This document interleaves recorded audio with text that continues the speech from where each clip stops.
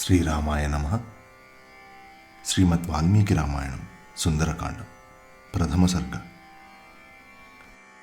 111వ శ్లోకం. రాఘవస్య కులే జాతైరుదధి పరివర్ధితః సత్వాం రామహితే యుక్తం ప్రత్యర్చయతి సాగరః. ఈ సముద్రుడు శ్రీరాముని పూర్వులచే పెంపొందింపబడినాడు. కాబట్టి ఈనాడు శ్రీరాముని కార్యమందు నిమగ్నుడవై ఉన్న నిన్ను సేవించి ప్రత్యుపకారం చేయదలుచుకున్నాడు. 112వ శ్లోకం. కృతే చ ప్రతికర్తవ్యమేష ధర్మః సనాతనః సోయం త్వత్ప్రతీకారార్థీ త్వత్తః సమ్మానమర్హతి. లోకంలో ఉపకారం చేసిన వారికి ప్రత్యుపకారం చేయడం అనేది ఒక ప్రాచీన ధర్మం.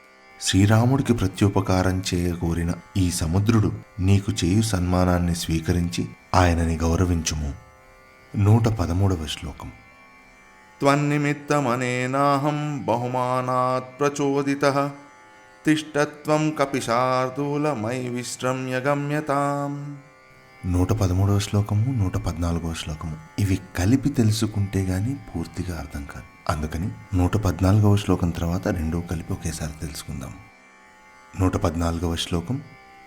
యోజనానాం శతం చాపి కపిరేష సమాప్లుతః తవ సానుషు విశ్రాంతశేషం ప్రక్రమతామితి.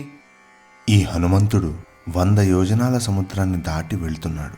నీ సానువులందు అనగా కొండ చర్యలందు కొంతసేపు విశ్రమించి మిగిలిన మార్గాన్ని సుఖంగా సాగిపోతాడు అని గౌరవంతో నిన్ను గూర్చి సముద్రుడు నన్ను ప్రేరేపించాడు. కాబట్టి ఓ వానర శ్రేష్ఠుడా, నీవు కొద్దిసేపు ఆగి నా చర్యపై విశ్రాంతి తీసుకొని వెళ్ళుము. 115వ శ్లోకం. తదిదం గంధవత్స్వాదు కందమూల ఫలం బహు తదాస్వాద్య హరిశ్రేష్ఠ విశ్రాంతోనుగమిష్యసి. అందుకని ఓ వానరోత్తమ, సుగంధభరితము మధురము అయిన ఇక్కడి కందమూల ఫలములను ఆరగించి విశ్రమించి ముందుకు సాగిపోమ్ము. 116వ శ్లోకం. అస్మాకమపి సంబంధ కపిముఖ్యత్వయాస్తి వై ప్రఖ్యాతస్త్రిషు లోకేషు మహాగుణ పరిగ్రహః.